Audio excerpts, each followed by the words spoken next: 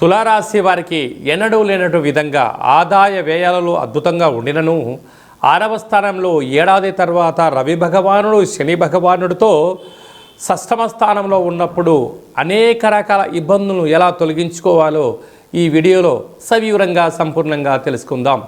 తులారాశిలో ఏ నక్షత్రాలు వస్తాయనగా చిత్తా నక్షత్రంలోని 3వ పాదం 4వ పాదం, స్వాతి నక్షత్రంలోని 4 పాదాలు, విశాఖ నక్షత్రంలోని 1, 2, 3 పాదములు కలిపితే తులారాశి. రాశాధిపతి శుక్ర భగవానుడు.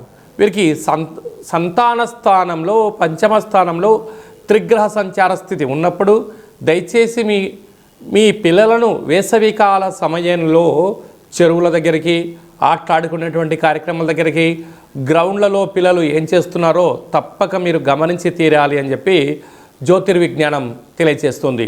రుణరోగ శత్రుస్థానంలో ఆత్మకారకుడు రవి, ఆయుకారకుడు శని భగవానుడితో మీనరాశిలో ఏడాది తర్వాత సంచారం చేయనప్పుడు దయచేసి అప్పులు ఇవ్వద్దు, అప్పులు కూడా తెచ్చుకోవద్దు.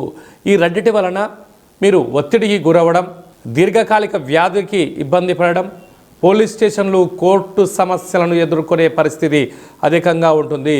కనుక ఇలాంటి కాల సమయంలో వీలైనంత వరకు మౌనం, ధ్యానం, ఏకాగ్రత, సత్ప్రవర్తన వలన నరదృష్టిని, శత్రు ప్రభావాలను అధిగమిస్తూ అఖండమైన విజయాన్ని సాధించడానికి అద్భుత రాజయోగం ఉంటుంది.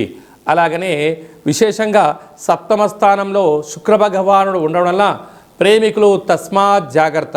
ఇలాంటి కాల సమయంలో చైత్ర పూర్ణిమ సందర్భంగా తులారాశి వారు రాత్రిపూట పాలను ఒక బౌల్గా ఏర్పాటు చేసి పాలలో ఆ యొక్క చంద్రభగవాన్ని దర్శనం చేసుకొని ఈ పాలను మీరు తీర్థంగా స్వీకరించి మీరు భూమాతకు పోయడం వలన రుణరోగ శత్రు సమస్యలు తొలగిపోతాయి.